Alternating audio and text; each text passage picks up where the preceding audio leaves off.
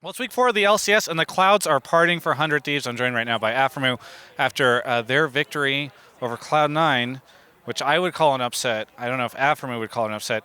Of course, this coverage brought to you by Alienware. Now, so is it fixed? Is the problem solved?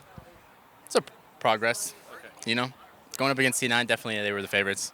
C9's a really hard team to beat, and we just went out, tried our hardest, whatever combination we were going to put on this weekend. So, and we pulled out the win. So, Well, after last weekend, I feel like a lot of people were probably like, oh, okay, well, they won, but maybe it's a fluke. I don't know. But then you guys were able to pull it back with another back-to-back win.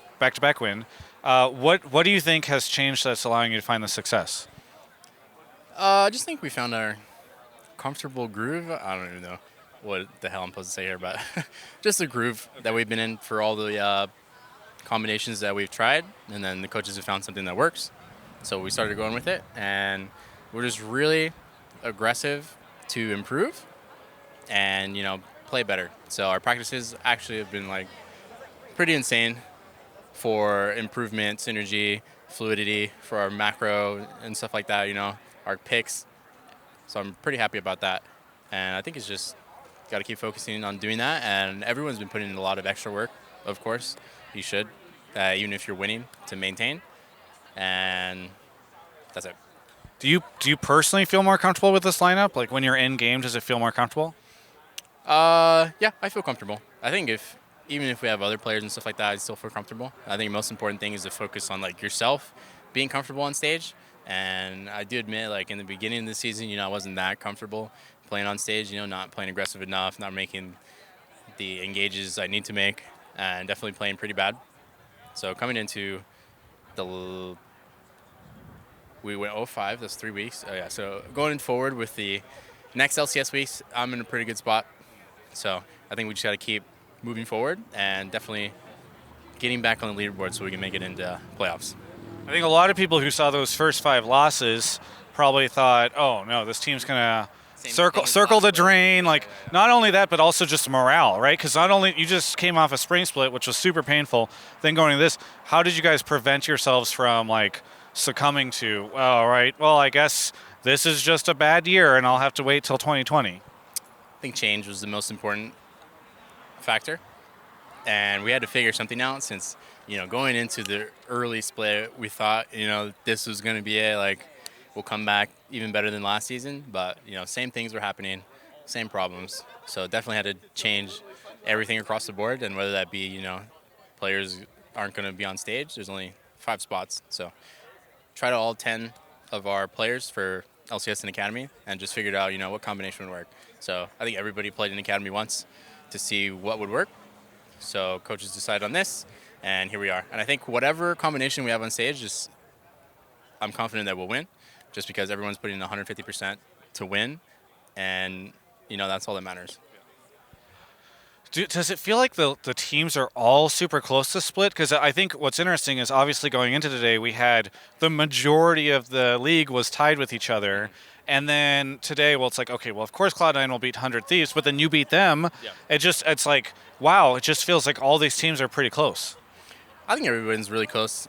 All that it comes down to, IMO, is just like team synergy, and yeah, how well you play with each other. And as long as you're all on the same page, that's what matters most. It's no longer like League of Legends being this, this dude gets 2 kills and he can solo carry the game 1v9.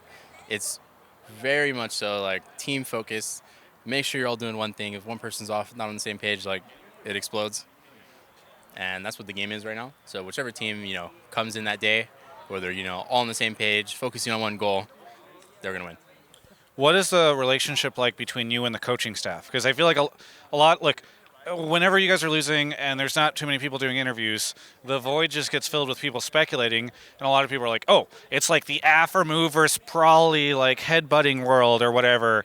Was there any of that previously? If so, is it gone now? Or I mean, what's kind of going on behind the scenes there? I guess from my perspective, yeah, definitely like when you're losing, I mean, there's going to be a headbutting between everyone. Like, you want to try to figure out what the problem is and then what's the solution. So there can be a bunch of different solutions, and figuring it out. Like you choose one and maybe it doesn't work, then it's like, oh yeah, we should have done this or something like that. That's what most people do. But I guess for me, even if I have to, argue, or even the coaching staff has to argue, I mean, it's important that we're progressing towards the goal. So everyone here is just trying to win. And if we don't talk about, the bad shit, I mean, it's not going to be all fine and dandy all the time. And you have to go through that rough patch. So we were definitely figuring it out, everything. And, I have no problem with the coaching staff whatsoever. And it's just towards winning and playing the game. Yeah. So I have full faith in our coaching staff right now. Our draft has been insane the past 4 games. These guys are smurfing.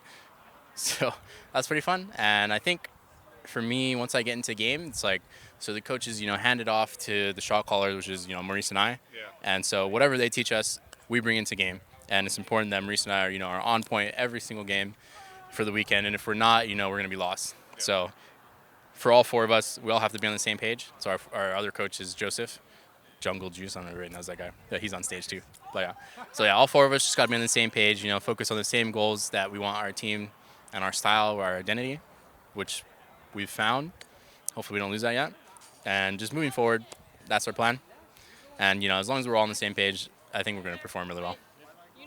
I do want to ask you how amazing. I'm watching Kobe break out of the lot. I think he's running home to, I don't know what he's doing. Anyway, very strange. Running to his car. Running to his car? Yeah. I saw him in his car last weekend. Oh.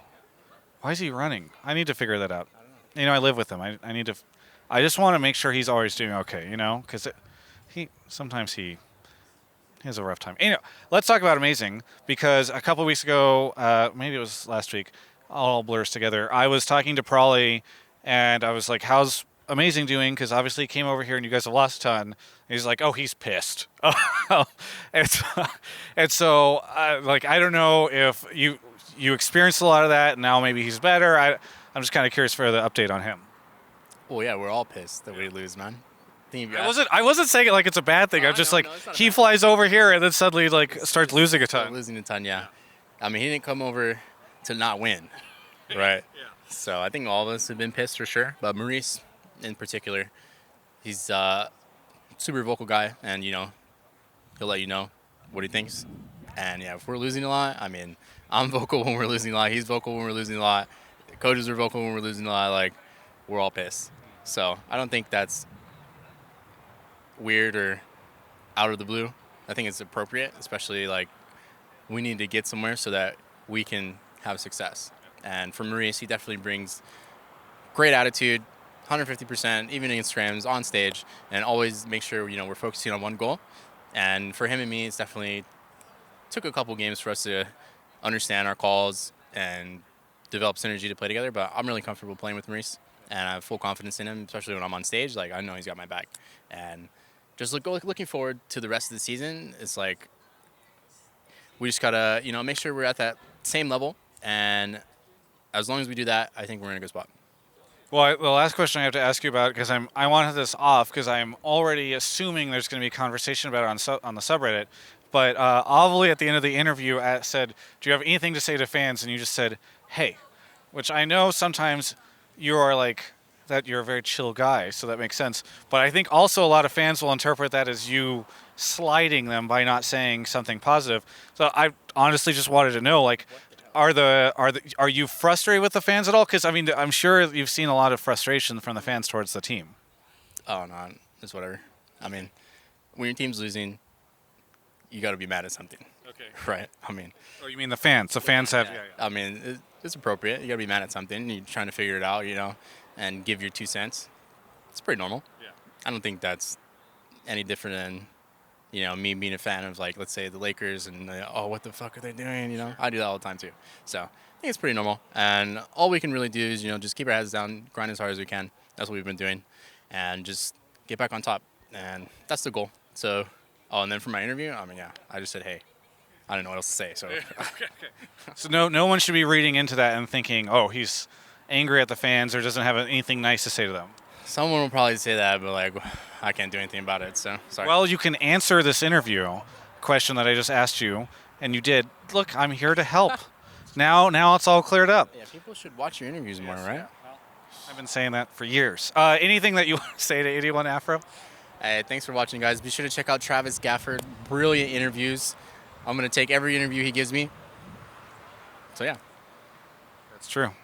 That's true. Anyway, thank you so much, Afro, for the interview. For everyone else, you can check out the rest of my coverage of all things esports right here on my YouTube channel.